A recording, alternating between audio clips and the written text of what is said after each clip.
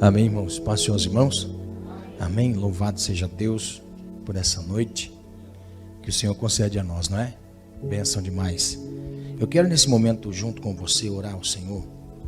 Eu não sei se você notou, mas este mês de janeiro, mês de fevereiro que nós já estamos, nós temos visto que começou um ano meio diferente, não é? Se você notar, você vai ver que começou um ano meio diferente, aonde nós somos impulsionados a buscar ao Senhor já no começo do ano, pedindo ao Senhor a bênção para os meses que se seguem, e nós temos visto que o mundo está dando sinais. O mundo está dando sinais para nós. A natureza está dando sinais para nós. E nós precisamos clamar ao Senhor. Amém? Então nesse momento nós vamos clamar a Deus pela nossa cidade, para que Deus tenha misericórdia da nossa cidade, para que o Senhor guarde a nossa cidade. Nós sabemos que a nossa cidade sofre com o espírito de suicídio. Nós sabemos que a nossa cidade, ela passa por um período de tragédia, de perca com a natureza. Nós precisamos interceder pela nossa cidade. Amém? E também pela nossa nação e pelo mundo. Vamos orar pelos irmãos da China, pelos irmãos da Indonésia que estão sendo mortos. Vamos orar ao Senhor para que Ele tenha misericórdia e que envie sobre a terra a sua misericórdia e não o seu juízo. Que Ele tenha misericórdia de nós, que Ele tenha misericórdia dos habitantes da terra. Domingo nós ouvimos uma palavra de 2 Crônicas 7:12, em que o verso 14 também diz: se eu cerrar os céus e não houver chuva, e enviar os gafanhotos sobre a terra, aí Ele dá para nós uma oportunidade. Mas se meu povo, que se chama pelo meu nome, se humilhar, orar, se converter dos seus maus caminhos, então eu ouvirei dos céus, perdoarei os seus pecados e sararei a sua terra. Nós precisamos clamar ao Senhor, nós precisamos nos converter ao Senhor. Amém?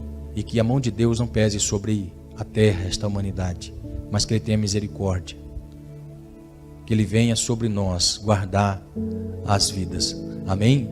Vamos orar? Curve a sua cabeça. Senhor, nós estamos aqui clamando ao Senhor, Deus, porque nós sabemos que o nosso socorro vem do Senhor. A nossa esperança é o Senhor. Nós estamos clamando a Ti nesse momento, Deus, porque nós sabemos que o Senhor é o único refúgio que nós temos da nossa vida. Tu és a nossa esperança viva, Tu és o nosso escudo, Tu és o nosso rochedo. Aqui neste momento nós clamamos ao Senhor, Deus. Ao iniciar este ano, Pai querido, fomos motivados a buscar a Tua face. Fomos motivados a ir em busca da Tua face. Estamos aqui nessa noite, Senhor, entendendo que a nossa cidade passou por um período difícil e está passando por um momento delicado, Senhor. Deus, em nome de Jesus, nós clamamos ao Senhor. Tende misericórdia da nossa cidade. Tenha misericórdia dos moradores de Botucatu, Senhor. Tenha misericórdia dos moradores desta cidade. Os bairros, Senhor, que foram atingidos pela enchente, que foram atingidos, Senhor, pelas percas. Senhor, em nome de Jesus, Pai, venha o Senhor, ó Deus, com misericórdia, meu Pai, sobre a cidade de Botucatu. Que a cidade de Botucatu, Senhor, possa estar debaixo de Tua misericórdia. Senhor, em nome de Jesus, não envia Tua ira sobre esta cidade, Senhor. Esta cidade precisa do Senhor e não de uma senhora. Esta cidade precisa do Senhor, Deus. O Senhor, Criador dos céus e da terra. O Senhor poderoso, o Senhor de Abraão, de Isaac e de Jacó. O Deus Iavé, o Iavé que provê, o Iavé que é o nosso escudo, o Iavé que é a nossa bandeira, o Iavé que é o Deus que tudo pode. Senhor, estamos clamando a Ti, o Elohim, o poderoso. Senhor, em nome de Jesus, Pai, em nome de Jesus, tenha misericórdia da nossa cidade, tenha misericórdia, meu Deus, não impute sobre nós, Pai querido, os pecados desta cidade, mas que esta cidade, Senhor, possa ser tocada, ó Pai querido, pelo Senhor, através da intercessão de Teus filhos que aqui clamam, através de Teus filhos que suplicam, levantam, através de teus filhos que estão orando e buscando a tua presença, através da igreja que se converte, através da igreja que busca, através da igreja que clama. Senhor, em nome de Jesus, tem de misericórdia, Senhor,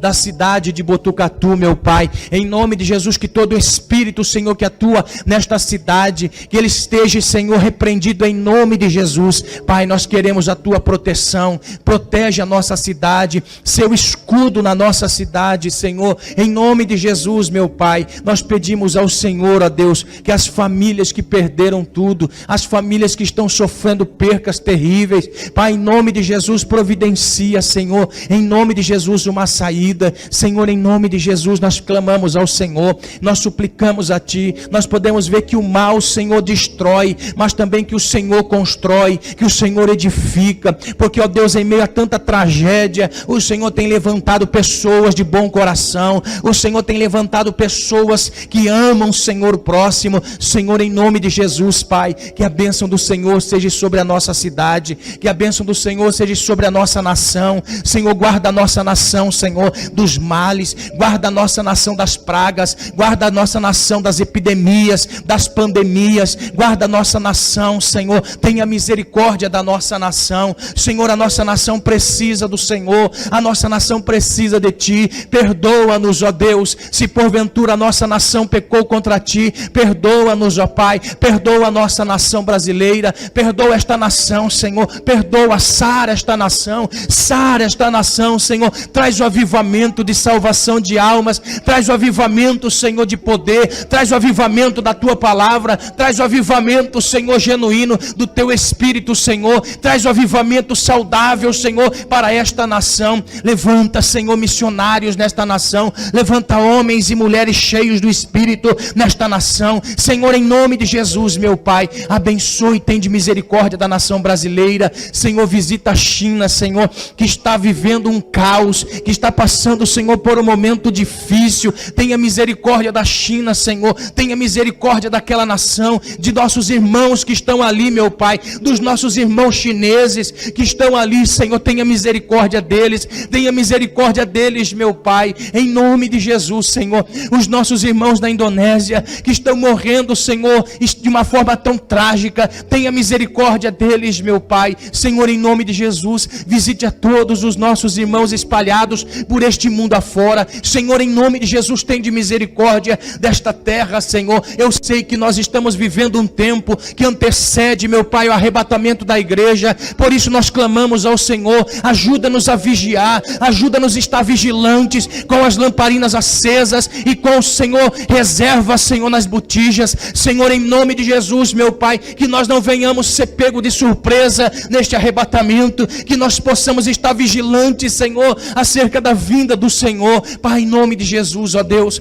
nós clamamos ao Senhor, desperta os dormentes, aqueles que não têm prazer em Tua palavra, aqueles que não têm prazer na oração, aqueles que não têm prazer na comunhão. Senhor, visita eles, meu Pai, visita eles, ó Deus, em nome de Jesus, em nome de Jesus. Coloque ânimo, fé, coloque neles a disposição, Senhor, em servir ao Senhor. Pai, em nome de Jesus, ó Deus, nestes tempos de crise, nestes tempos que estamos passando de crise, Senhor, de todos os lados, crise de identidade, crise pessoal, crise espiritual, crise financeira. Senhor, em nome de Jesus, tem de misericórdia, meu Pai. Levanta homens como José, que em meio à crise, Senhor, que em meio à crise que havia no Egito, o Senhor levantou José para administrar em meio à crise. Levanta homens e mulheres em meio a esta crise que nós estamos vivendo. Senhor, em nome de Jesus, meu Pai, visita-nos, ó Deus, para a glória de Teu nome, Senhor.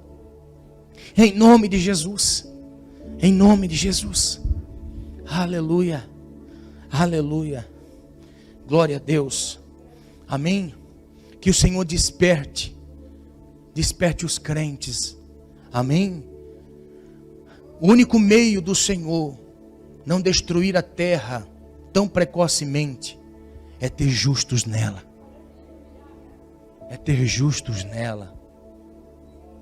Que o Senhor encontre muitos justos nesta cidade e tenha misericórdia dessa cidade. Em nome de Jesus. Amém? Por favor, pode sentar, irmãos.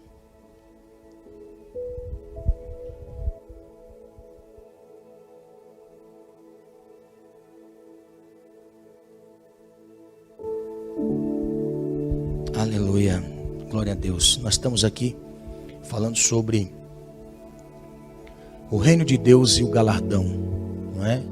É um assunto maravilhoso, de suma importância para a igreja de Cristo, para todo cristão. O reino de Deus e o galardão.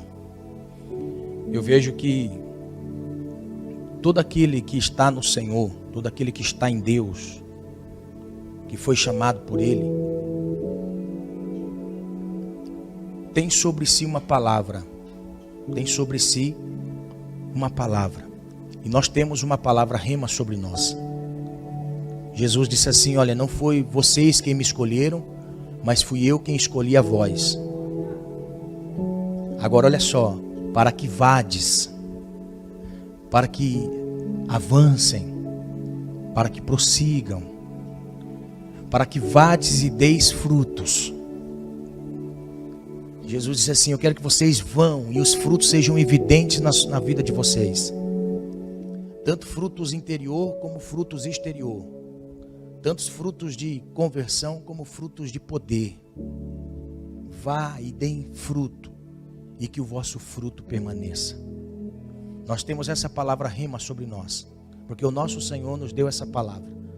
O nosso Senhor lançou sobre nós esta palavra. O nosso Senhor, Ele nos visitou com essa palavra. E essa palavra, ela se torna vida em nós, porque ela é espírito.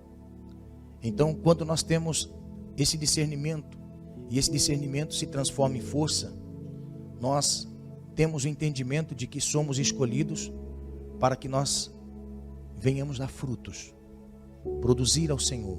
O Senhor nos chama para produzir. O Cristo do qual nos chama, Ele tinha ideia de produção.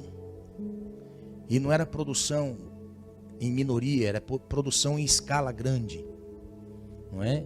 Produção em escala grande. Por quê? Porque a produção em escala grande, ela não vem apenas da vara de anzol, ela vem da rede de pescar. Porque os discípulos, Jesus chama assim, fala assim, eles estão lavando as redes. Aí Jesus passa diante deles e diz assim: olha, vinde após mim, porque eu vou fazer vocês pescadores de homens. E o que eles estavam na mão não era apenas uma vara, mas era uma rede.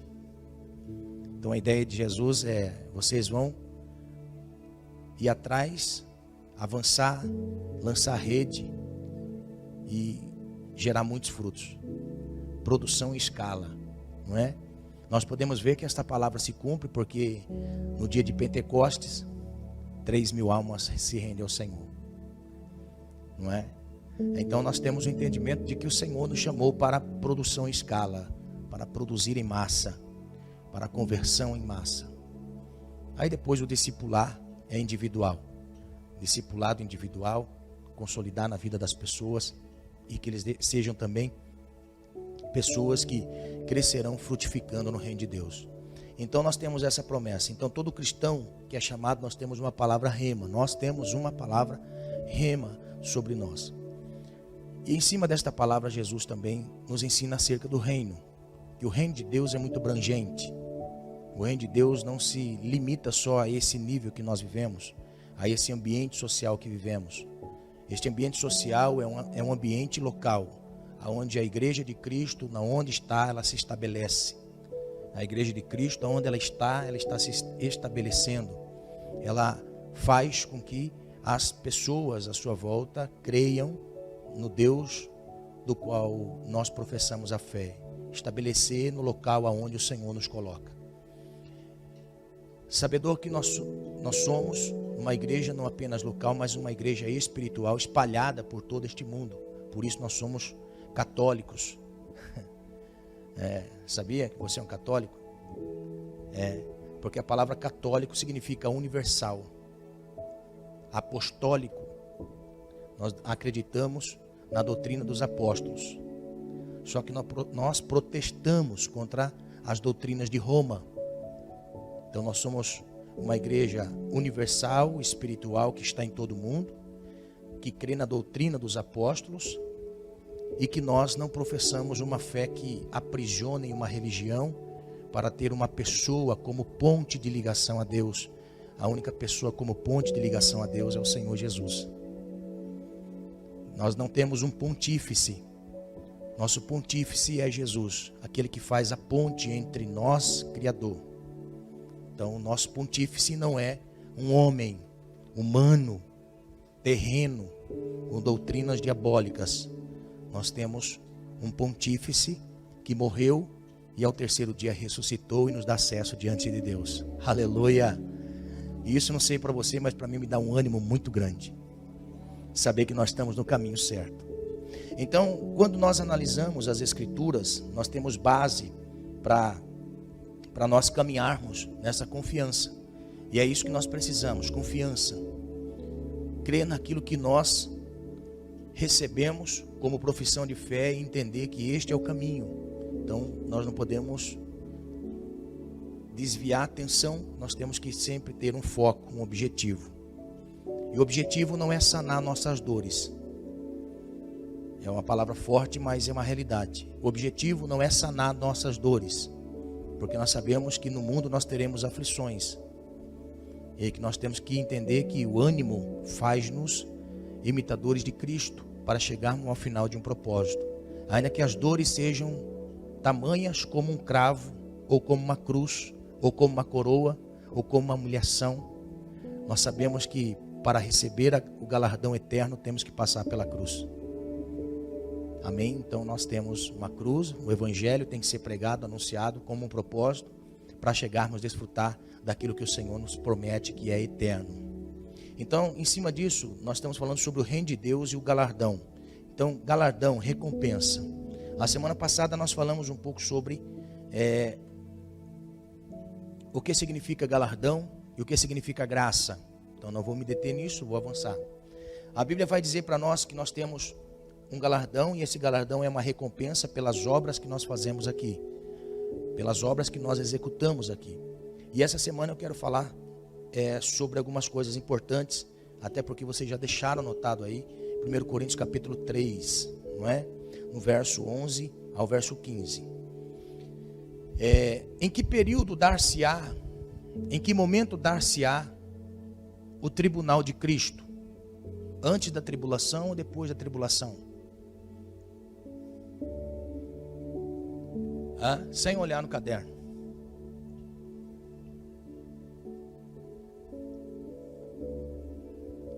O arrebatamento é antes? O arrebatamento é depois? Então o que nós esperamos é o arrebatamento da igreja. O que nós esperamos é a volta de Jesus. A volta de Jesus vai proporcionar o que em nós? O que nós seremos depois do arrebatamento? Os vivos serão transformados, não passarão pela morte. Os que morreram ressuscitarão primeiro. Então nós teremos um corpo glorificado, uma ressurreição dos mortos e uma glorificação dos vivos, para encontrar com o Senhor nos ares. Assim dar-se-á a entrada dos filhos de Deus na eternidade. O céu ou terra é o destino final. Terra. Nós vamos voltar à origem. Então olha só. Para nós entendermos, existem pelo menos 3 julgamentos que a Bíblia deixa registrado para nós. Primeiro, o julgamento do tribunal de Cristo para os crentes, para aqueles que creem. O tribunal de Cristo é somente para aqueles que creem, que passarão pela ressurreição, pela vida que viveram, serão ressuscitados ou glorificados e entrarão neste tribunal para serem julgados. Então, esse é o primeiro julgamento. O segundo julgamento que a Bíblia diz para nós é o julgamento das nações, que dar-se-á no período de 7 anos no governo do anticristo.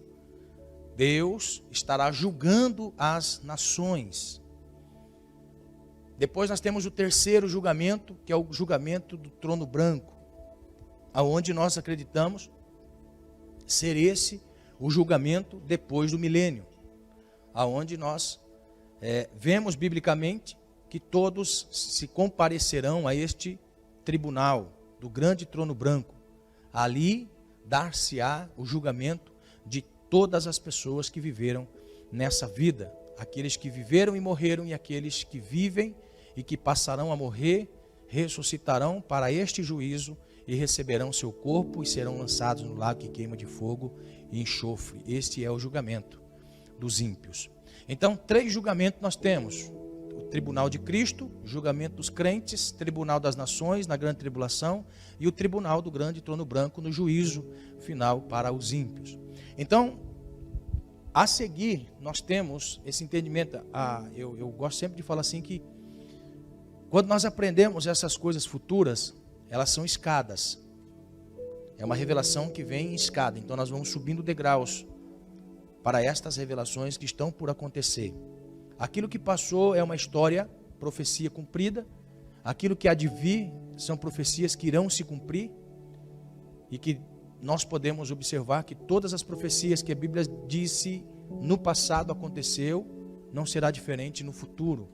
Então as profecias também, elas acontecerão no tempo futuro. Então, nesse período onde nós seremos arrebatados, dar-se-á um período onde nós vamos passar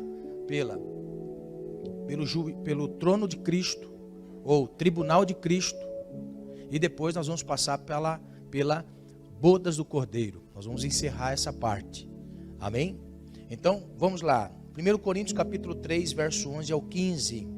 A Bíblia vai dizer assim: porque ninguém pode lançar outro fundamento além do que foi posto, o qual é Jesus Cristo. Então o apóstolo Paulo deixa bem claro para nós: o fundamento da fé não se apoia em nenhuma religião, placa de igreja, denominação, não se apoia em um pontífice humano que passa de geração ou que vem décadas e vai passando o bastão.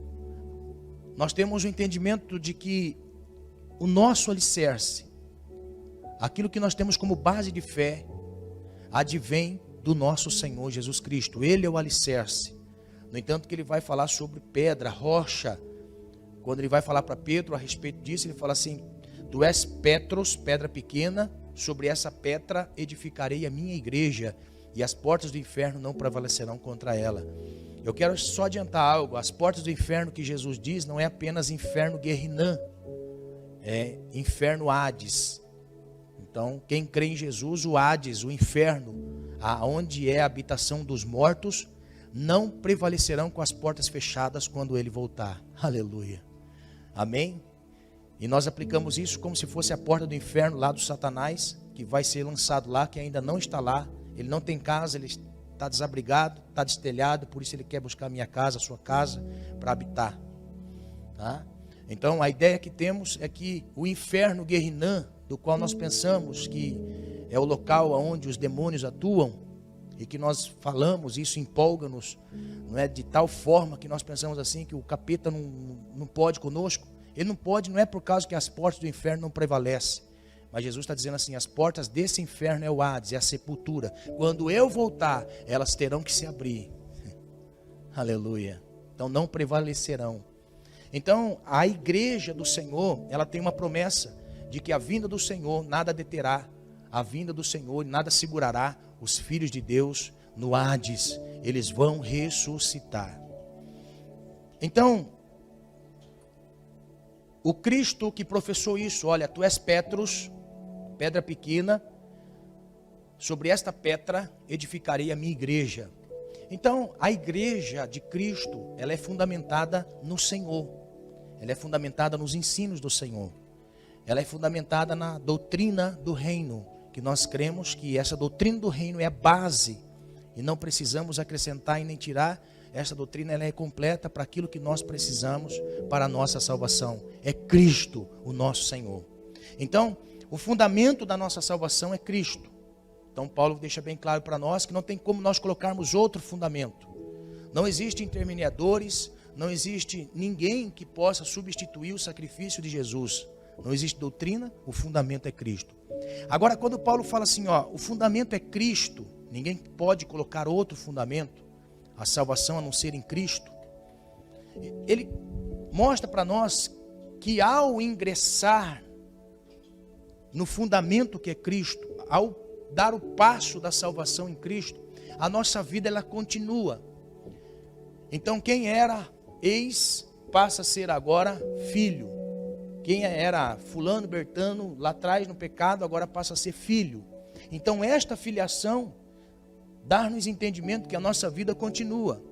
Então a nossa vida continuando, nós chamamos isso de obras. A partir desse momento nós vamos fazendo novas obras, nós vamos vivendo em um novo ambiente, nós vamos edificando a nossa vida, a nossa fé. Eu posso entender assim que nós edificamos, tanto na vida que nós vivemos para o reino, como também nós somos edificados no reino. Nós edificamos o reino na terra, nós trazemos o Deus do qual nós cremos para a terra e nós vamos sendo edificados. Essa palavra edificação é diferente de construção, porque alguém que constrói algo, começa do alicerce, ao construir, levanta as paredes, bota o telhado, faz a pintura, todos os preparativos de acabamento, e quando entra no ambiente que foi construído, acabou, não tem mais nada o que fazer. Isso é construção. Construção tem fim, edificação não tem fim nessa vida. Edificação, o fim dela não é nessa vida. A edificação plena é chegarmos à estatura de Cristo, chegarmos à estatura de um homem perfeito. Então isso é edificação. Edificação é diferente de construção. Nós não somos apenas construtores de coisas que um dia termina e fala assim, agora não preciso mais de nada, porque eu cheguei ao limite, ao ponto, ao clímax, ao êxtase. Chegamos agora ao ponto final, não tem mais como. Então agora eu sou o vice-deus. Está entendendo? Por isso edificação. Nós estamos sendo edificados. Então essa palavra edificados é muito interessante. Por quê?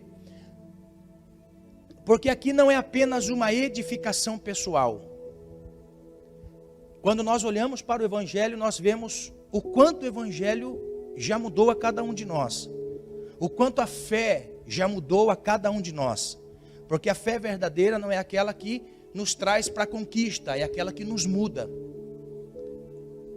Esta é a verdadeira fé, a fé que vence o mundo, um sistema que está caído, denegrido por Satanás, manchado pela transgressão do pecado.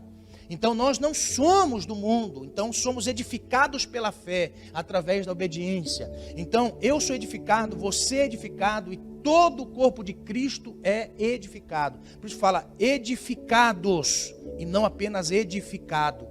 Então logo nós entendemos que o meu complemento está em você, a minha amarração desta edificação está em você. Somos pedras vivas. A ideia da construção, da edificação de algo no mundo antigo é muito interessante. Porque quando nós olhamos, olha só que interessante, só uma aplicação para vocês entenderem.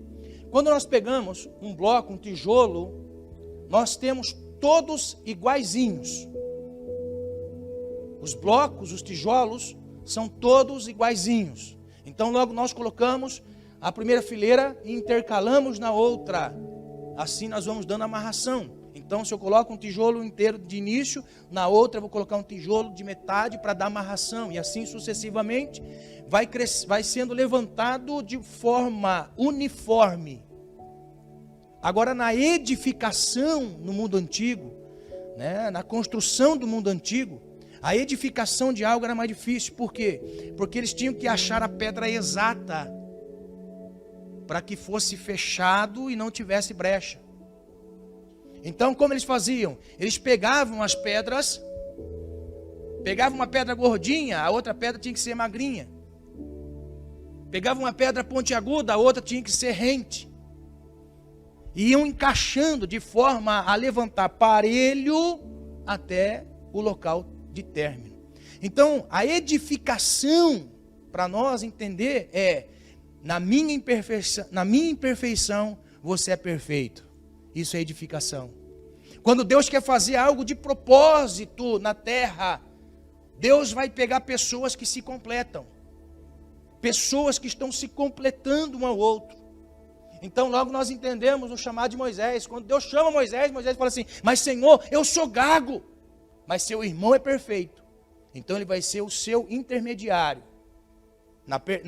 No seu defeito, eu levanto alguém perfeito. E vocês edificam um propósito na terra para mim. Então, quando nós falamos de reino, o apóstolo Paulo está dizendo assim, o fundamento é Cristo, e todos nós estamos sendo edificados. Em outro texto, Paulo vai dizer que nós somos casa de Deus, e somos edificados pelo Senhor. Então, quando nós olhamos para esta palavra, edificação, logo nós entendemos que para se edificar alguma coisa, não é da noite para o dia. Para se edificar algo é passo a passo, vida diária. É o dia a dia de cada um de nós. As nossas experiências vão nos moldando para encaixar nesta edificação. Aleluia, aleluia. Então, quando nós olhamos para o texto de 1 Coríntios capítulo 3, no verso 11 em diante, diz assim, porque ninguém pode lançar outro fundamento além do que foi posto, qual é Jesus Cristo. Contudo, se o que alguém edifica sobre o fundamento é ouro, prata, pedras preciosas, madeira, feno, palha, manifesta se tornará a obra de cada um. Então manifesta a obra, ou seja, a vida diária de cada um se manifestará ou revelará naquele grande dia onde todos entrarão naquele tribunal para serem julgados as suas obras. Por isso que ele está dizendo aqui, se tornará cada um, pois o dia a demonstrará. Que dia é esse? Pode ver que está com letra maiúscula. Este é o grande dia. Não é apenas um dia que nós vivemos, mas este é o dia. Não são os dias que nós vivemos. Os dias que nós vivemos, nós edificamos obras que edificam quem somos. Mas esta passagem mostra para nós que haverá o dia aonde toda obra que nós acumulamos será provado. Então a Bíblia vai dizer para nós, o dia demonstrará, porque sendo revelada pelo fogo. Note que o tribunal haverá uma maneira de se provar as obras de cada um. Vai ser como? Pelo fogo. Então a Bíblia vai dizer, e qual seja a obra de cada um próprio, o fogo se provará. Se permanecer a obra de alguém que se sobre o fundamento edificou, esse receberá galardão. Note, será aprovado as obras, e após a prova das obras, receberá ou não receberá o galardão. E este é o propósito dessa noite, em mostrar aos irmãos que a nossa obra que fazemos diariamente, ela passará pela prova e vai demonstrar o que nós receberemos. Por isso que, olhando para esse texto, nos traz para nós um temor e reflexão para analisarmos o que é que nós estamos edificando, o que é que nós estamos fazendo como obra diária, o que é que nós estamos preparando para aquele grande dia onde nós nos encontraremos com o Senhor, o nosso Senhor. Aleluia.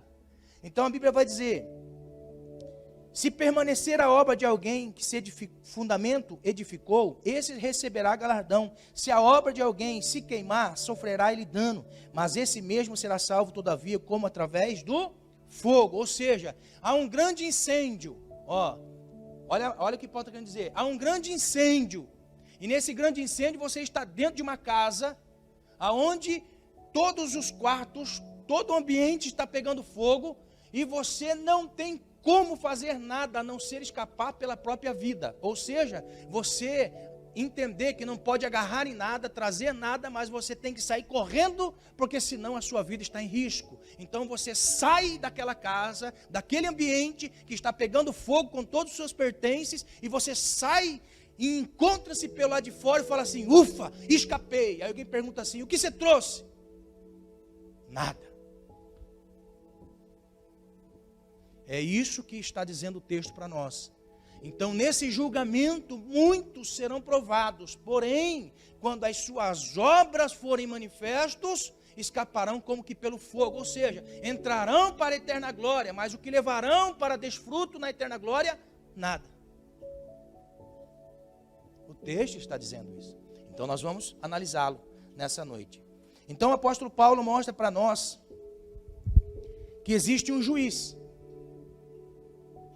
E nem ninguém melhor do que este juiz, o nosso Senhor Jesus. Então a Bíblia vai dizer para nós que quem é o juiz? 2 Timóteo capítulo 4, verso 7, verso 8, o apóstolo Paulo, ele vai dizer que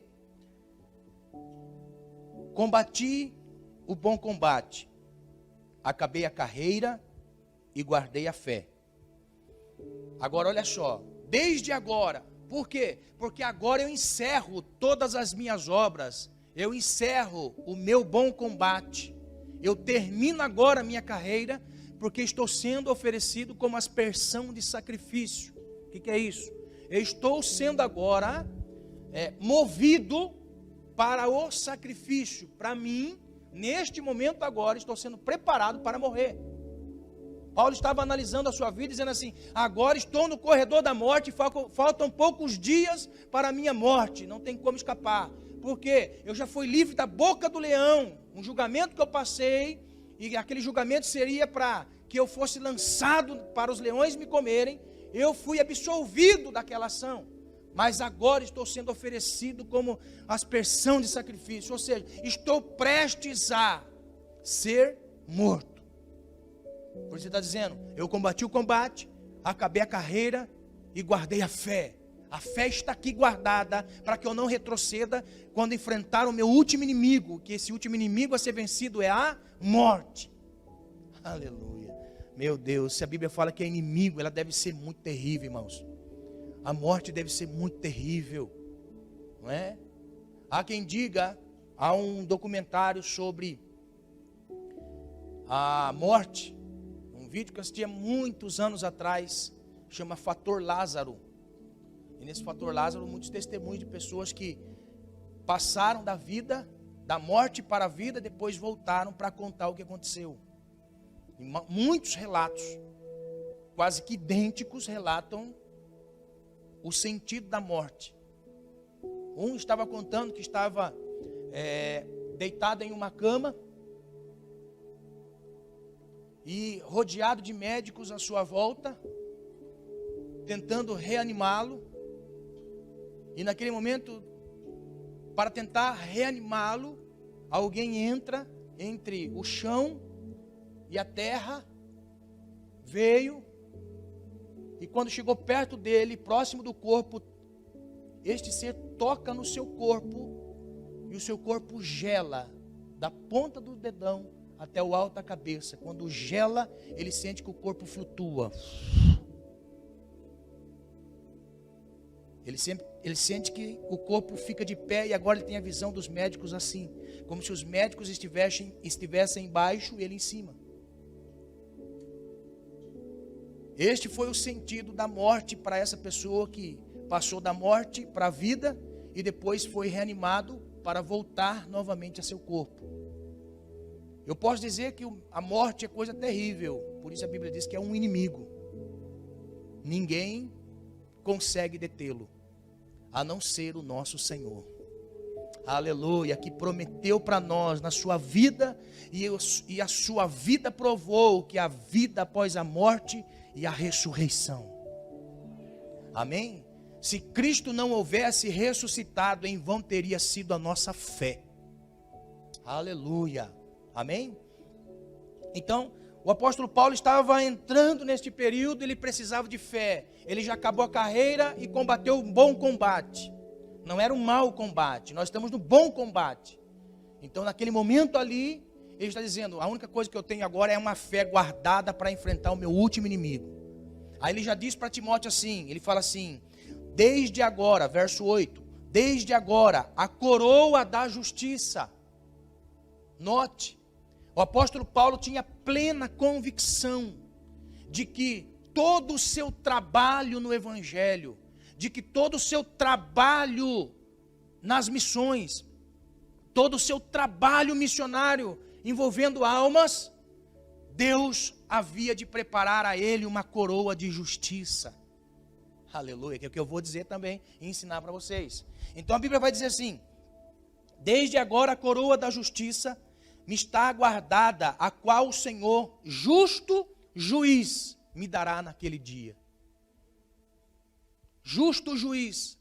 Jesus ele é apresentado como um justo juiz. Ele deixa de ser apenas o nosso Senhor, que nasceu de uma forma simples, que viveu de uma forma comum, que viveu de forma tão inexpressiva, como Senhor de todas as coisas, sendo subjugado a esta matéria. Isto é a redução da glória de Deus em um homem. Ele se humilhou a ser um homem como nós, entrando nesse ser humano que somos, viver de forma tão pequena diante da sua glória. É um homem desprezado de todos, humilhado que foi na cruz. Ele deixa de ser apenas o Jesus para ser Senhor de todas as coisas naquele grande tribunal. Aleluia! A Bíblia vai dizer em Hebreus para nós, ele vai dizer que ninguém melhor do que o Senhor, sendo semente humana, para ser o nosso sumo sacerdote. Aleluia! Para entender o que nós passamos. Ele entende a cada um de nós. Ele sabe que nós não conseguimos e que nós precisamos dele. Então, aqui Paulo está dizendo, aquele justo juiz me dará uma coroa naquele dia, e não somente a mim, mas todos quanto amarem a sua vinda. Olha a palavra, a sua vinda. Então, quem ama a vinda do Senhor e se guarda para esta vinda, entendendo que as suas obras um dia receberão recompensa daquilo que faz, tudo que nós fazemos no reino de Deus, não existe nada que Deus não venha recompensar. Aleluia! Não existe nada que Deus não venha recompensar quando nós assim praticamos de uma forma correta. Então o apóstolo Paulo está dizendo para nós, aquele que ama a vinda do Senhor também terá uma coroa de justiça. Aleluia! Qual é o instrumento de juízo que a Bíblia vai dizer para nós? Qual que é o instrumento de juízo? O fogo. O instrumento de juízo que Jesus trará naquele grande tribunal, julgando as obras de cada um, será o fogo. Este é o instrumento de juízo. Jesus sofreu com um instrumento de juízo. Qual foi? Jesus sofreu com um instrumento de juízo. Qual foi o instrumento de juízo para Jesus?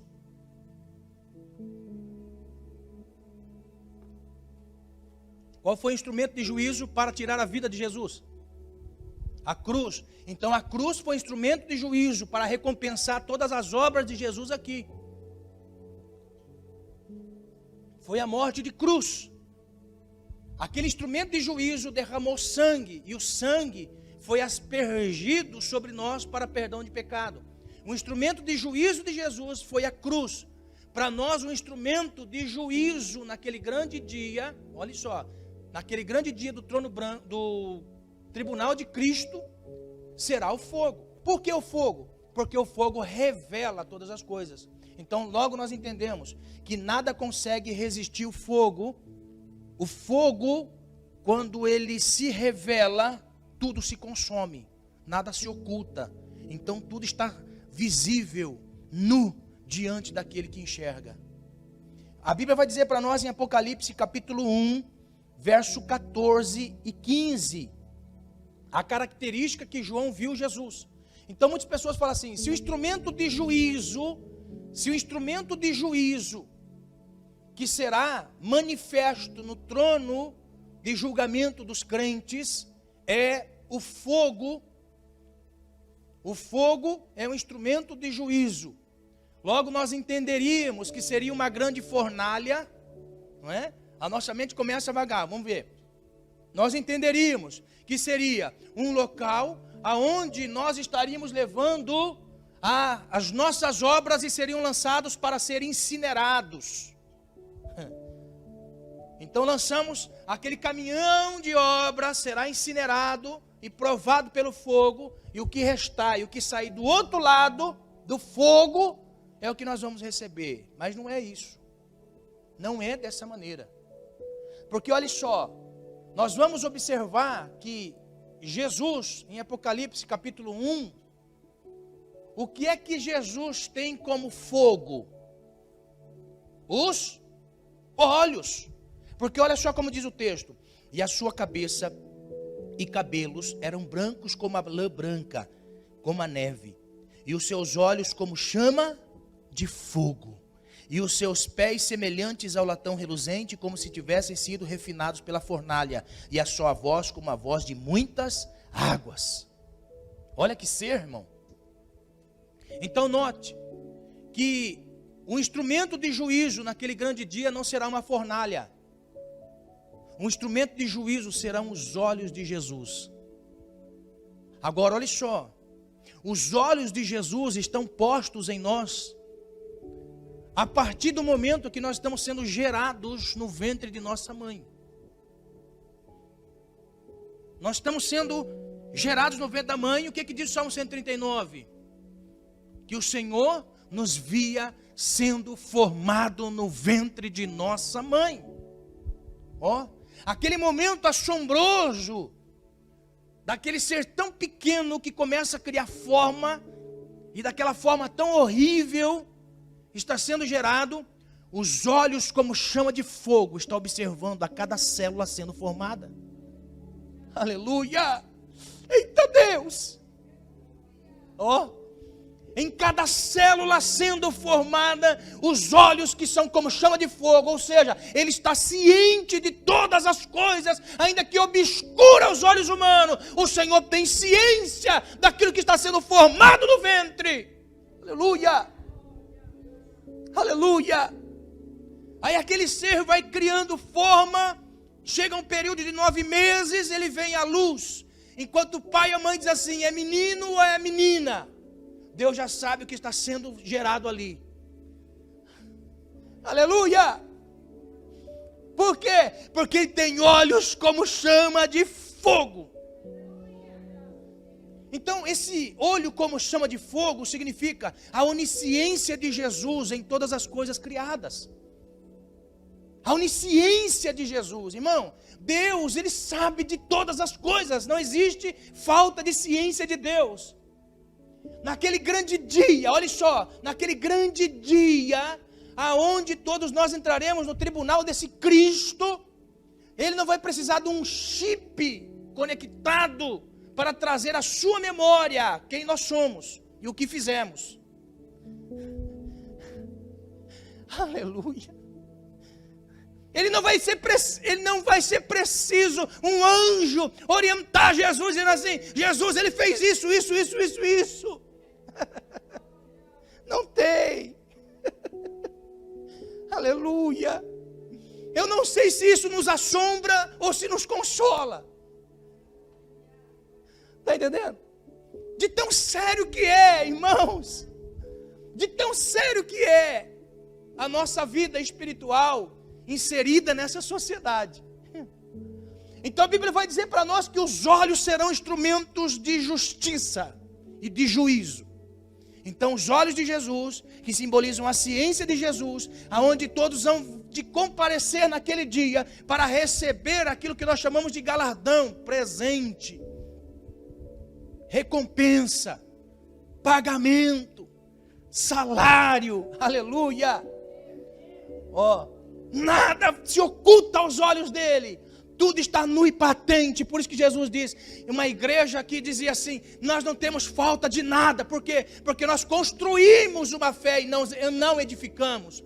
Nós chegamos ao ponto de dizer assim, eu não preciso mais aprender com ninguém, eu não preciso mais aprender de Deus. Por quê? Porque eu já cheguei ao ponto final da minha construção.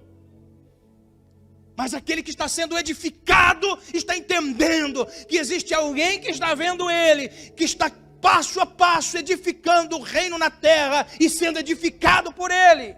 Aleluia! Nós estamos edificando o reino na terra e sendo edificado por ele. Aleluia! Glória a Deus! E que nós temos que entender é que os olhos serão instrumentos de justiça e juízo. Aleluia, ele sabe de tudo. Ele sabe o que nós fazemos. Ele sabe o que nós fazemos. Sabe. Então a Bíblia diz para nós que o instrumento de juízo serão os olhos de Jesus, que trazem para nós entendimento da sua ciência de todas as coisas.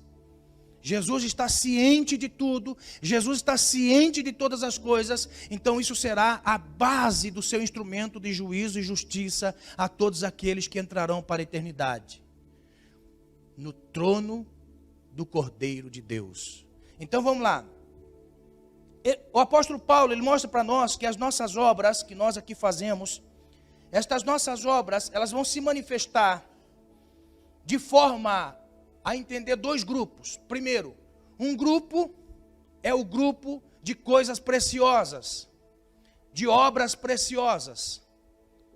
O outro grupo é o grupo de obras desprezíveis, ou seja, a não observância para a realidade cristã, a não observância para uma realidade que nós caminhamos, simboliza nesses três elementos desprezíveis, nesses três elementos que se consomem. Agora, no primeiro grupo, nós temos três elementos que identificam o Pai, o Filho e o Espírito Santo. E do outro lado nós temos o grupo que identifica a natureza caída do homem, que precisa da transformação através do Cordeiro. Então vamos lá. A Bíblia vai dizer para nós que de um lado no grupo existe as nossas obras diárias, as nossas obras do dia a dia, elas são ouro, prata, pedras preciosas. Do outro lado nós temos madeira, feno e palha. Na característica de Deus, nós temos o ouro que representa o Pai, nós temos a prata que representa o Filho, e nós temos as pedras preciosas que representam o Espírito Santo. Aleluia! Aleluia! Quando a Bíblia mostra para nós as características do Pai, na simbologia do ouro, significa a glória de Deus Pai sobre a raça humana. Note que quando Deus quer estar com o homem, quando Deus quer estar com o homem, quando tira do Egito, Ele manda construir um tabernáculo. Um tabernáculo. Então a Bíblia vai dizer para nós que naquele tabernáculo Deus queria habitar, ou estar com eles, comungar com eles. A Bíblia vai dizer para nós que na construção do tabernáculo eram três elementos. Nós tínhamos o átrio, nós tínhamos o lugar santo e nós tínhamos o lugar santíssimo.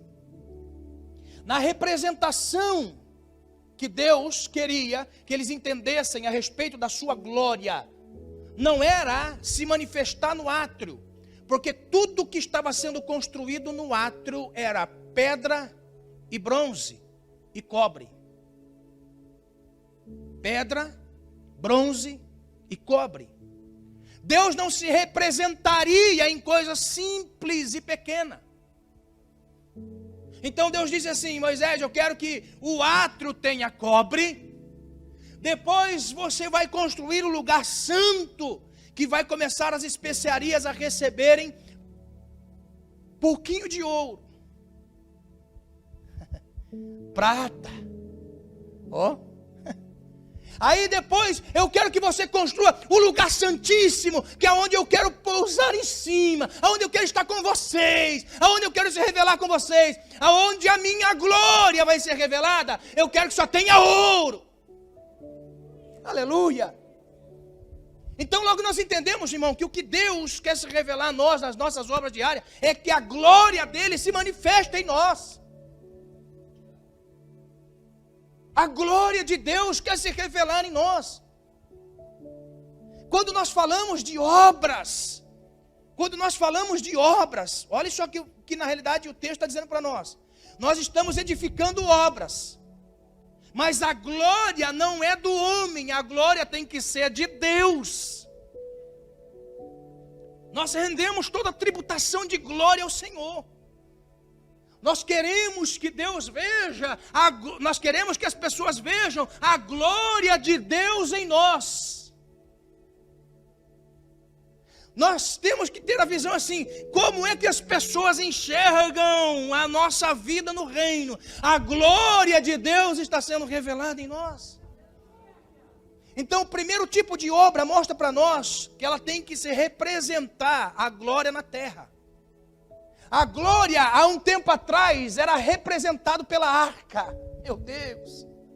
Quando Deus vinha com aquela nuvem e pousava em cima da arca, todos viam a glória de Deus. Ou seja, irmão, olha só que interessante.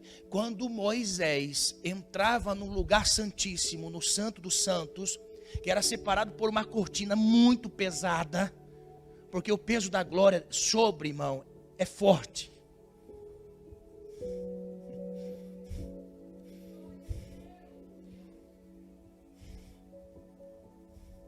Então, aquela cortina era pesada. Então Moisés, quando ele ia entrar no Santo dos Santos, ele tinha que fazer força. Sentia aquela cortina passar sobre ele. Ele sentia que descia nas suas costas. Ele já pensava assim: agora estou no lugar onde a glória vai se revelar.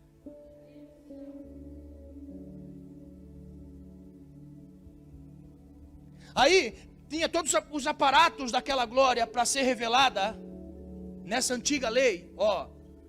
Essa glória que estava ali custava um preço para ele. A obra que ele exercia como sumo sacerdote custava preço. E caro demais. Por isso chegava a ponto de ser tão valorosa, quase que impossível. Nós somos portadores da glória de Deus. E ela tem que trazer para nós um peso.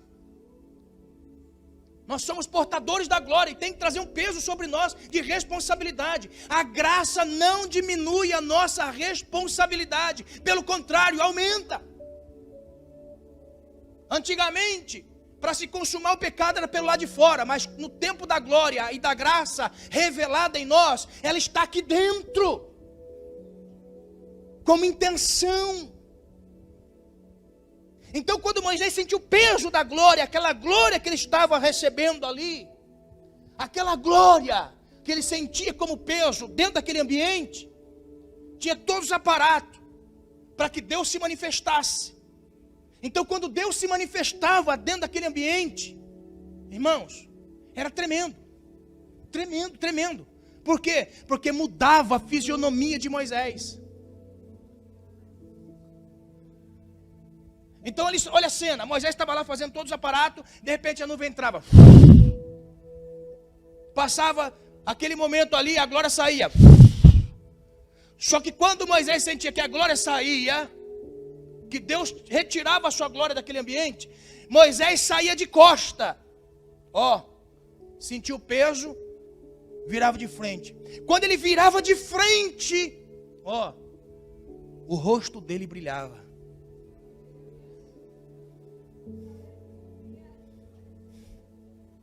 O rosto brilhava.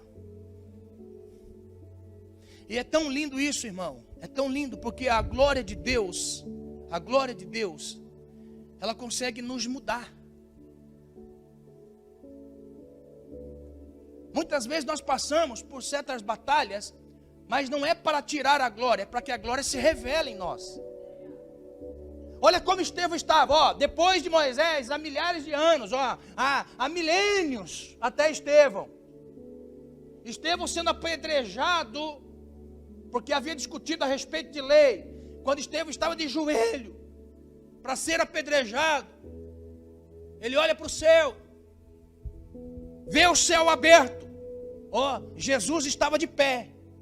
Ele estava no momento mais difícil da sua vida. Ele estava no momento insuportável da sua vida, que beirava o vale da sombra da morte. Mas quando ele olhou para cima, naquele momento ali, naquele momento o céu estava aberto para ele. E o que é que aconteceu? As pessoas começaram a olhar para cima. Nossa, que tanto ele olha para cima. Está olhando para cima. Ele não está olhando para nós. Aleluia. Deixa eu ensinar algo, irmão. Quando alguém vier tirar pedra em você, não olhe para a pessoa, olhe para cima. Quando alguém lhe tirar uma pedra, não olhe para a pessoa, olhe para cima. Porque aquele que está com pedra para tirar, está olhando para você, mas você está olhando para cima. Quando ele estiver olhando para você, vendo que você está olhando para cima, ele não vai entender. Por quê? Porque quem atira pedra, olha para baixo. Mas quem recebe a pedrada e olha para cima, vê para onde vai.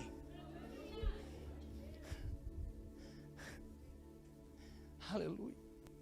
O momento pode ser difícil. Você está entrincheirado.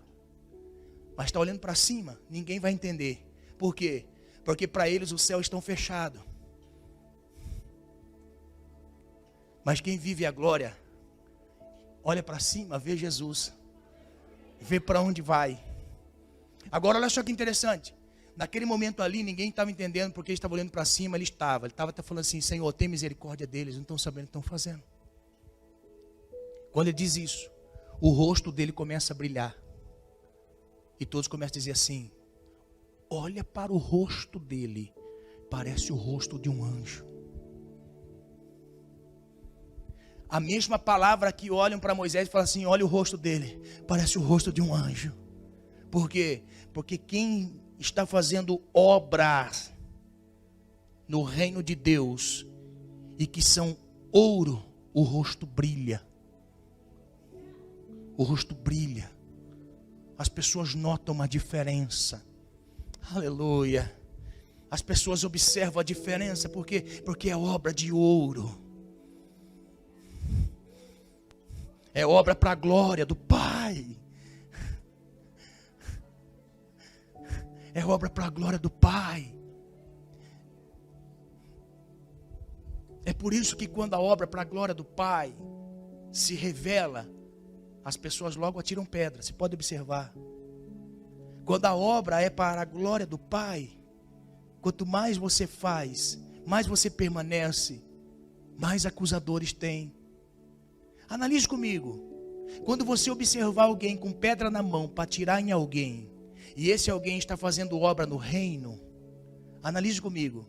Esse alguém está fazendo a obra no reino, e alguém está com pedra na mão, é porque está olhando para a pessoa, não está olhando para Deus. Agora quem está recebendo a pedrada não está olhando para a pessoa, está olhando para o Pai.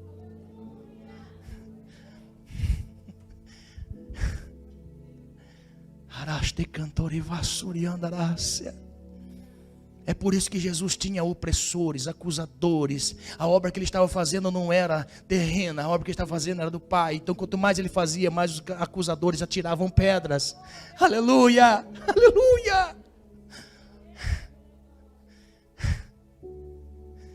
Araste cantor e vassuriandarácia.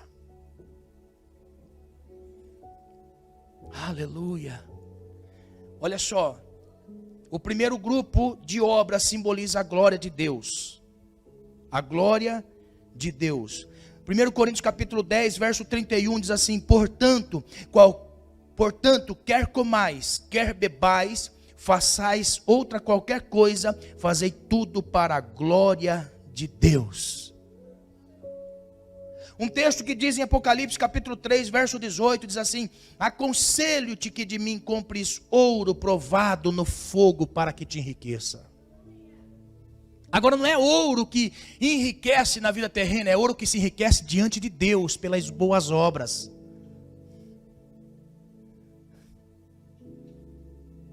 É aquelas obras desprovidas de qualquer eu. São aquelas obras que vêm para a glória de Deus. Aleluia.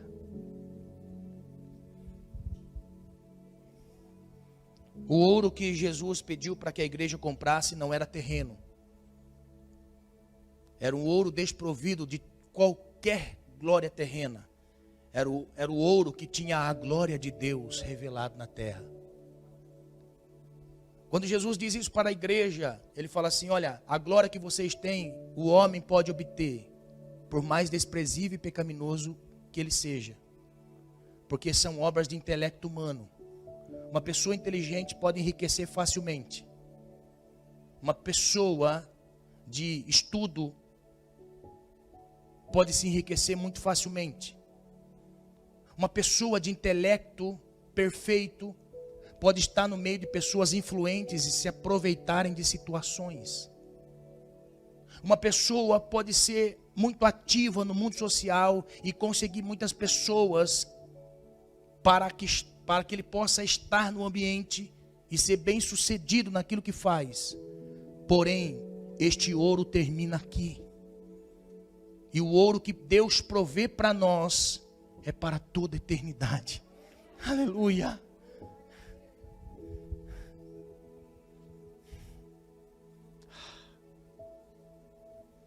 Que esta glória esteja sobre nós.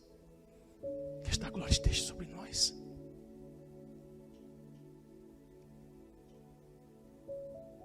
Que esta glória esteja sobre nós.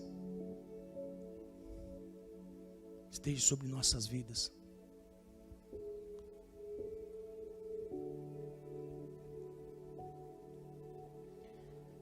O outro grupo, o outro elemento que significam as nossas obras diárias e que nós vamos apresentar nesse trono para receber galardão, ele vai dizer que são obras que se assemelham à prata. Por isso ele diz, prata é um elemento de obras que serão provadas no fogo. O elemento prata, ou o preço monetário da prata, quase que se iguala ao ouro. E a prata na Bíblia, quando você olha na Bíblia, a prata, ela é para nós um sinal de redenção. Redenção. Levítico capítulo 5, verso 15. O próprio Deus, ele diz assim: quando alguma pessoa cometer uma transgressão e pecar por ignorância nas coisas sagradas do Senhor, então trará ao Senhor por expiação um carneiro sem mancha de rebanho, conforme a tua estimação em ciclos de prata, segundo o ciclo do santuário para expiação da culpa. Ou seja, uma pessoa que havia pecado contra o Senhor, ele tinha que trazer um animal pequeno, primeiro da cria, em forma de prata, não o animal. Então, uma pessoa que havia pecado contra o Senhor já teria um julgamento sobre ele. E esse julgamento sobre essa pessoa, Deus já disse, se essa pessoa pecou contra a casa do Senhor e os utensílios do Senhor, as coisas sagradas do Senhor, aquilo que é sagrado, aquilo que é separado, santificado ao Senhor, e pecou contra isso, então eu quero que esta pessoa traga um animal, numa representação deste animal em prata. Então essa pessoa vai ver quanto custa esse animal, e este animal, o quanto ele custar, ele vai trazer não o sangue daquele animal, mas vai trazer em prata. Então prata é sinônimo de redenção. Ou seja, a prata, ela tinha o poder de refletir a imagem do ofertante. Por isso que a Bíblia vai dizer para nós, olhe só, por isso que a Bíblia vai dizer para nós que Judas vende Jesus por 30 moedas de prata. Por que a Bíblia diz para nós que Judas vendeu Jesus por 30 moedas de prata? O valor de Jesus não era esse. O valor do Cristo não era esse. Mas na visão de Judas, ele valia 30 moedas de prata. Muito pouco. Muito pouco. Judas vendeu Jesus por menos do que aquela mulher que quebra o vaso de alabastro com nardo de unguento puro. Se pode ter noção? Olha só, quando alguém está vidrado em si mesmo, no seu egocentrismo, a sua obra que espelha a sua vontade, os seus desejos, é na representação da prata. Por quê? Porque quando ele olha para a prata reflete quem eu sou. Então, sinônimo da prata, você pode ver, que diferença tem o vidro do espelho? Que diferença tem o vidro do espelho? Se você olhar para o vidro, ele é nítido, a visão é ampla, nítida, para frente. Quando você coloca uma lâmina de prata, está entendendo?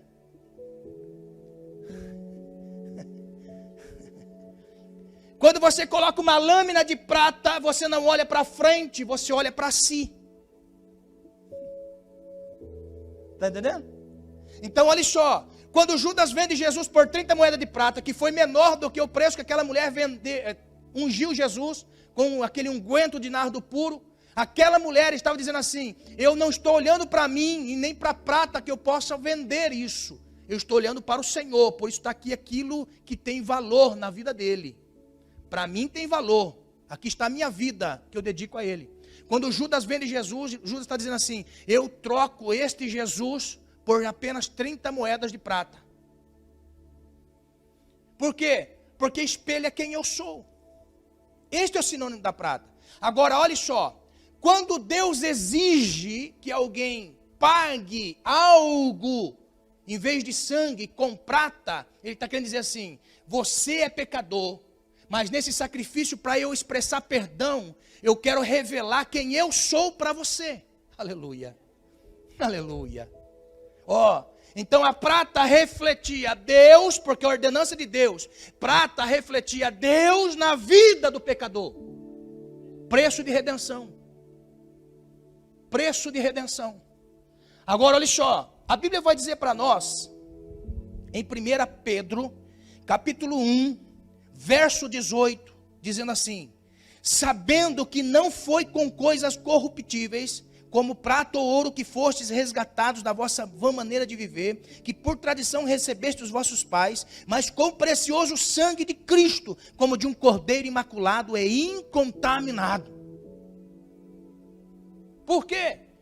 Deus estava recebendo o sacrifício do Cristo, que não espelhava a glória para si, que não queria as obras para si. Por isso que ele se humilhou em forma humana e aniquilou-se de forma tal a ser servo do pecado. Olha só, a ser servo do pecado. Por quê? Porque naquele momento ali, naquele momento de redenção, ele teria que refletir a glória de Deus na vida do pecador. E naquele momento ele não podia negar, ele não podia retroceder, ele tinha que ser fiel até o final, ainda que a dor fosse tamanha, para que pudesse resgatar novamente. Então quando isso reflete, que Deus reflete nele, que para nele por causa do pecado, quando ele chega no final, a recompensa do seu sacrifício está na sua ressurreição e não na morte. Para refletir a imagem do Deus ressurreto na terra. Por isso não foi com ouro e nem com prata, mas foi com sangue. Nada da terra podia comprar o sacrifício de Jesus. Por isso refletiu a glória do Deus vivo na sua ressurreição para nos resgatar. Aleluia. Aleluia. Olha só. Naquele momento da cruz, Jesus suportou a cruz por quê? Porque aquele sacrifício era o sacrifício que refletia Deus para a humanidade, pecadora e caída. Ele tinha que permanecer fiel. Permanecer fiel. Agora analisando para nós, naquele grande dia, as nossas obras também, elas serão julgadas. E se for achada o reflexo de Deus sobre nossas vidas através do sacrifício de Jesus. A prata representa para nós o nosso compromisso de anunciar o evangelho do Cristo, o evangelho da redenção. É por isso que quando uma pessoa, olha só, mesmo com todas as suas dificuldades, os seus problemas, as suas ansiedades, seus medos, esta pessoa continua marchando, porque ela entende que não foi com ouro e nem com prata que foi resgatado. Por quê? Porque nada da terra pode comprar a nossa salvação. Fomos comprados pelo sangue de Jesus. E quando assim nós entendemos que fomos comprados pelo sangue de Jesus, e nós tocamos pessoas através da pregação do evangelho, desse Jesus que morreu por nós, as nossas obras se assemelham à prata da redenção. Aleluia! Por isso todo aquele, preste atenção que eu vou dizer, todo aquele que anuncia o Cristo do qual nós professamos a fé, desta redenção maravilhosa, as obras dele são como prata, obra de redenção. Não quer nada para si, quer para Deus, ele só quer pregar o evangelho de Jesus, anunciar o Cristo, edificar pessoas.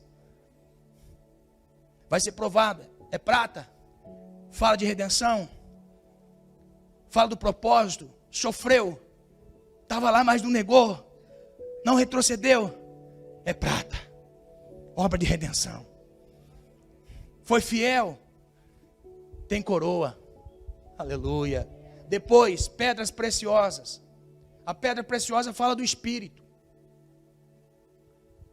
Pedra preciosa só vem para adornar, sim ou não? Se você comprar lá uma bijuteria, e aquela bijuteria for ouro ou prata, e tiver crua, vai falar assim, nossa, eu paguei tantos R$1.000 nesse negócio aqui, não é?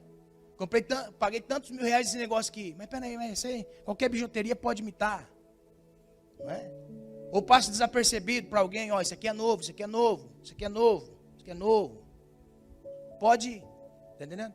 Mas se tiver alguma pedra ali, tem um valor inestimável.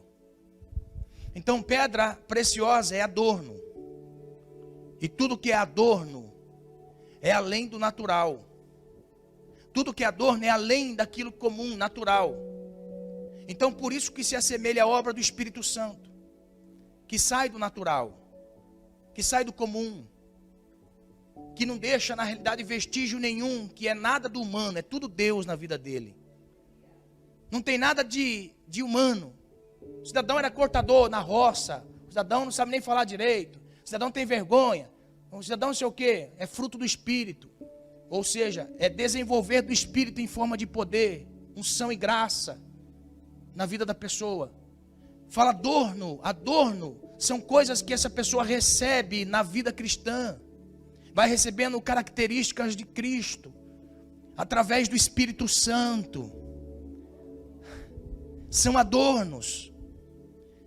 Lembro de fulano? Lembro. Que era assim, assim, assim. É, rapaz, era assim, assim, assim. Mas agora mudou, está assim, assim, assim. Está mais bonito, mais bonita. Está diferente.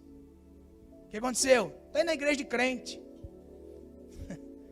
Está indo na igreja de crente. Está entendendo? Verdade, verdade. Encontrei com ele na rua. Encontrei com ela na rua. É, rapaz, mas mudou, está diferente. Por quê? Está adornada com o Espírito. Tudo que faz não é dela. A maneira que vive não é dela, é do Espírito.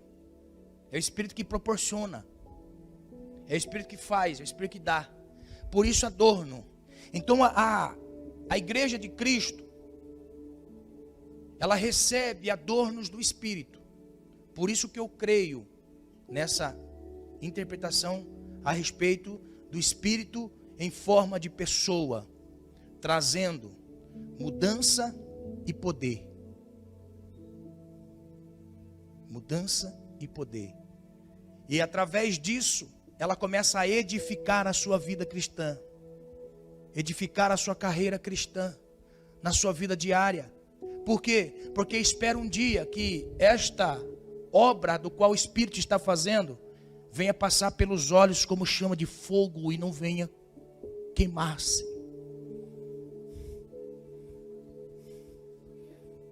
Por quê? Porque é genuíno do Espírito. É o Espírito que vai mudando.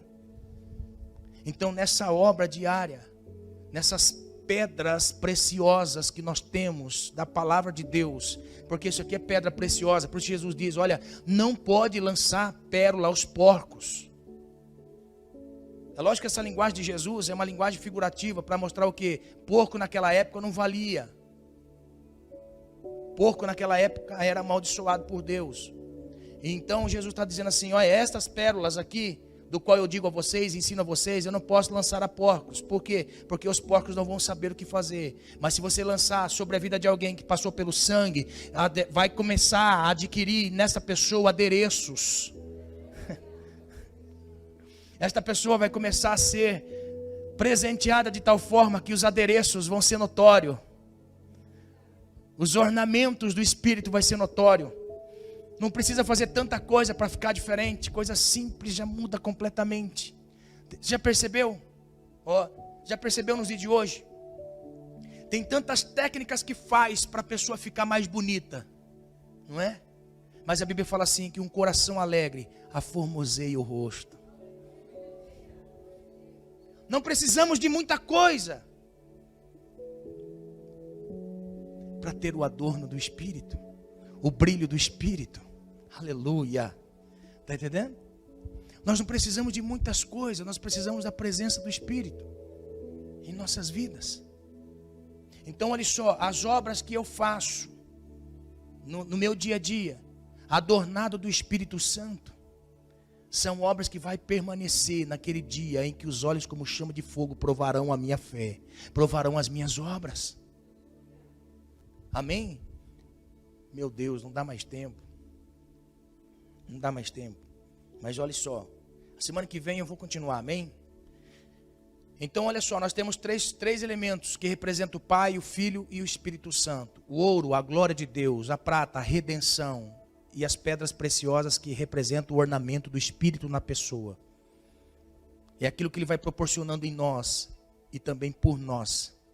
Eu gosto sempre de falar isso, o Espírito Santo opera em nós, para nós lutarmos com essa natureza caída, pecadora, para lutarmos contra essa natureza.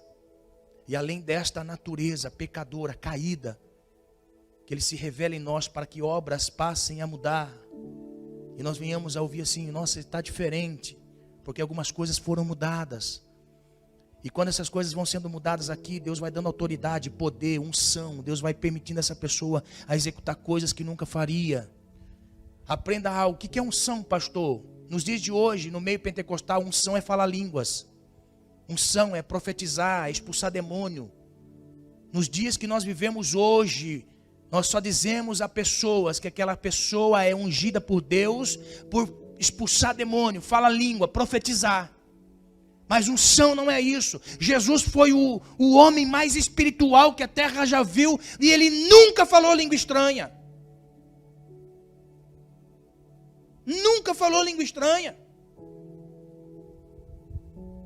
Ser espiritual, adornado do Espírito é aqui para fora, daqui para frente.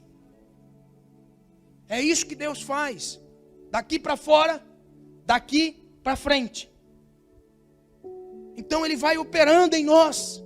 Unção significa isso, ó. Unção é uma autorização para exercer algo da parte de Deus. Lembra quando Jesus estava na sinagoga sentadinho, alguém fala assim: ei, você é Jesus, filho de José, vem cá, traz a palavra hoje aqui. Ó, traz a palavra, ó, filho de José, vem cá, está com a palavra. Jesus, ele tinha princípios, por isso ele foi chamado para ler a palavra oficial daquele dia. Ele era conhecido como rabino, mestre. Era alguém que onde chegava tinha presença, ou seja, tinha unção. Você pode notar, quando uma pessoa tem a unção de Deus para exercer tal coisa, está todo mundo igual, quando ele chega é diferente. Não tem crachá, não tem roupa, não tem nada, ele é diferente. Está entendendo? É isso que é unção.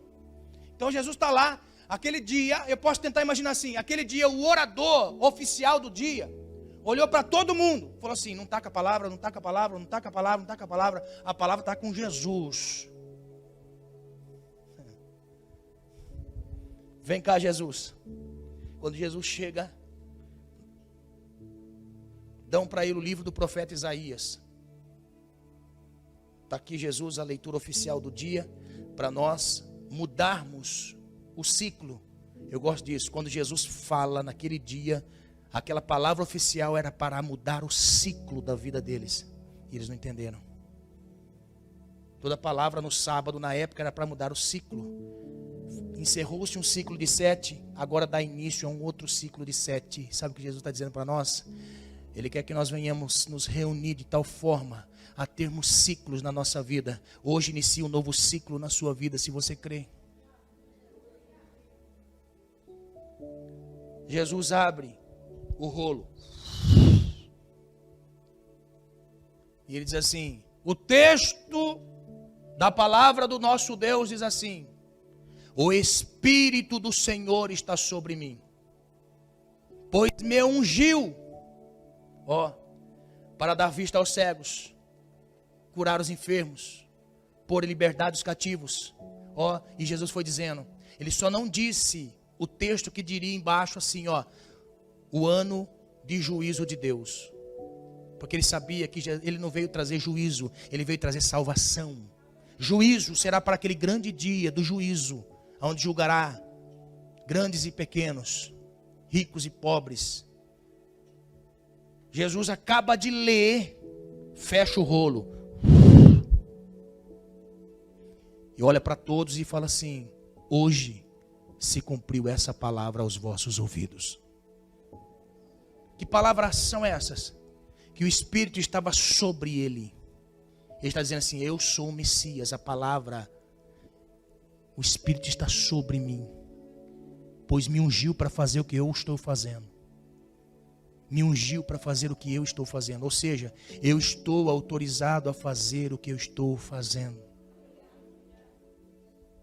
O Espírito em forma de unção.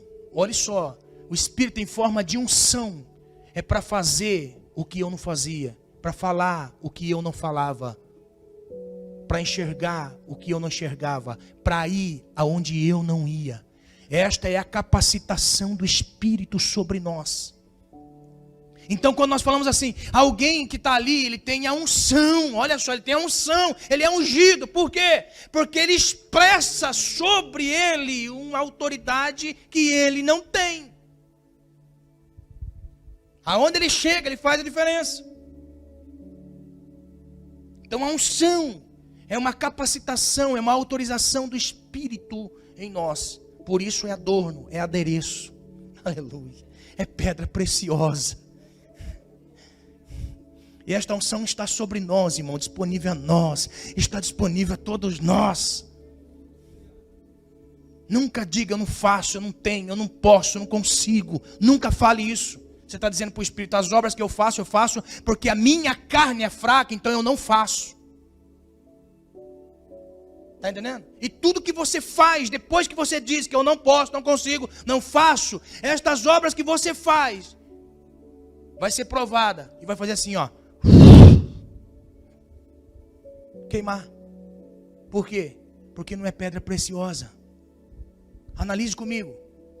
Eu tenho a unção. Fala assim, ó. Eu tenho a unção. Eu sou ungido. Eu sou ungida pelo Espírito. E as obras que faço são pedras preciosas. Aleluia! Se você conseguir catalogar isso na sua mente, você vai dar liberdade ao Espírito. E todas as obras que você fizer serão pedras preciosas diante de Deus. Aleluia! Eu aprendi isso na minha vida. Eu não posso, eu não tenho, eu não consigo. Eu tenho que tirar essas palavras dos meus lábios quando estou falando a respeito do reino. Amém? Por isso que às vezes eu desfaço, eu falo, se o sapo canta, eu canto também. Você não quer que eu toque na unção? Eu quero tocar na unção. Eu quero fazer com que a unção de Deus venha sobre nós. Que Deus toque pessoas. Aleluia. Amém? Que as obras de Deus sejam unção em nossas vidas. Unção. E que sejam pedras preciosas demais. Que o Espírito de Deus nos capacite a isso em nome de Jesus, amém? Se coloque de pé, eu vou encerrar, irmãos, por favor. Semana que vem nós vamos continuar, meu Deus. Vocês estão entendendo, irmão, como flui na nossa vida, na nossa mente? Como o Espírito de Deus, ele quer fluir em nós. Vocês estão entendendo como o Espírito de Deus quer fluir na nossa vida? Vocês estão entendendo como que a glória de Deus quer se manifestar em nós, aniquilar a humanidade? A semana que vem eu vou falar sobre a madeira, o feno e a palha. Meu Deus, só característica humana. Nessa noite foi só característica divina e nos encheu de tal forma. Aleluia. Que a glória se manifeste, que o preço da redenção que foi paga por mim e por você seja proclamada. E que o adorno do Espírito Santo na unção dele seja manifesto nas nossas obras. Aleluia. Haverá recompensa. Haverá recompensa. Haverá recompensa de todo o nosso trabalho. Quando nós entendemos que Deus quer manifestar a glória dele em nossas vidas. Quando o preço da redenção, que não foi prata e nem ouro, mas foi o sangue de Jesus, estiver nos nossos lábios, receberemos as obras de prata de redenção. As pedras preciosas que é a unção do Espírito em nós, nos fazendo pessoas novas e nos capacitando para a obra tal. Aleluia! Em nome do Senhor Jesus, entenda, o Senhor investiu alto em nossas vidas. O Senhor investiu alto em nós. O Senhor investiu alto nas nossas vidas. Oh, Espírito Santo. Aleluia.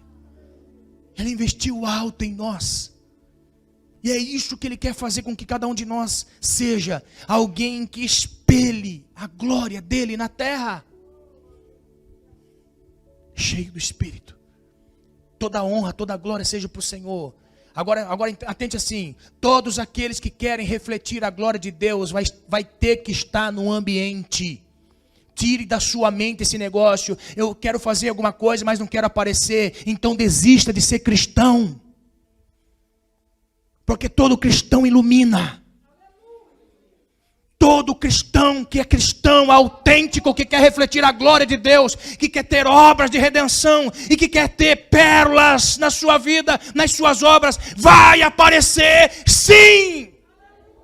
Por isso Jesus disse que a glória de Deus seja tamanha em vocês, que brilhe a vossa luz no meio dos homens, para que vejam as suas boas obras e glorifiquem o vosso Pai que estás nos céus. Aleluia! Se alguém glorificar você, pode dizer a ele, não glorifique a mim, glorifique a Deus que estás nos céus. Se alguém for fazer alguma coisa, vai aparecer. Vai ter alguém para tacar pedra. Vai ter alguém para dizer que é mentira. Vai ter alguém para dizer não vale. Vai ter alguém para dizer arrogante. Vai ter alguém dizer que está se autopromovendo. Mas entenda uma coisa. A glória de Deus precisa tocar a terra. Através de mim e de você. Nós temos que refletir a redenção em nós. Nós temos que ter obras de pérolas preciosas. Palavra de Deus nos nossos lábios. Amém? A semana que vem eu vou dizer aquilo que nos traz para baixo e não para cima, nessa natureza humana. Nós temos duas naturezas, a que puxa para baixo e aquela que reflete a glória que está em cima. Então a semana que vem é para nós tentarmos caminhos a não fazerem, a não entrarem. Amém? Estas são obras para nós fazerem. Que o nome do Senhor vai ser glorificado nas nossas vidas. Quer receber recompensa? Estas são as obras que valem a pena. Obra que glorifique o nome de Deus. Obra que reflita a redenção de Cristo. Obra que reflita o Espírito em nós. Que vale a pena. O instrumento de juízo e justiça são olhos como chama de fogo, onisciência. O Senhor conhece o que está dentro do meu coração. Ele está ciente da minha intenção. Ele está ciente do que eu quero na minha vida. Eu quero que a glória dele seja manifesta na vida das pessoas. Amém? Senhor, nesta noite de ensino da tua palavra, nós comemos um pouco deste maná, Senhor. Obrigado, Senhor, por este maná que o Senhor envia a nós. Obrigado por este maná que o Senhor toca em nós. Obrigado por este maná que o Senhor visita cada um de nós, alimentando fartamente o nosso ser espiritual. Estamos saindo daqui regozijante, convicto que as nossas obras, Senhor, têm que refletir a tua glória. Tem que refletir a obra da redenção. E tem que refletir o Espírito. Senhor, em nome de Jesus, meu Pai. Tu conheces a cada vida que está aqui nessa noite. Fortifica, dê graça, que a unção do teu Espírito esteja sobre, esteja dentro deste meu irmão e desta minha irmã. Em nome de Jesus, fique conosco, nos abençoe. Queremos manifestar as obras, Pai, na edificação deste reino na terra. Queremos manifestar essas obras de edificação deste reino maravilhoso nesta terra. Senhor, em nome do Senhor Jesus, nós pedimos a Ti. Deus, em nome de Jesus, cumpra o Teu propósito em nossas vidas. Eu sei que muitas vezes é pesado, Senhor, em dizer, seja feita a Tua vontade. Mas, Senhor, nos encha do Teu Espírito para proclamar com autoridade, seja feita a Tua vontade. Em nome de Jesus. Se apodere de nós, Senhor. Se apodere de cada um de nós, em nome de Jesus. Em nome de Jesus. Em nome de Jesus. Aleluia. Que Deus nos abençoe. Amém? Em nome de Jesus. Amanhã culto na casa do nosso irmão Orlando. Eu vou passar no grupo o endereço. Amém? Vai ser bênção em nome de Jesus. Que a comunhão do Pai, do Filho e do Espírito Santo fique sobre a igreja, não só hoje, mas para todo sempre. Amém. Terminado em nome de Jesus. Aleluia. Glória. Não sai sem dar um abraço, seu irmão. Amém.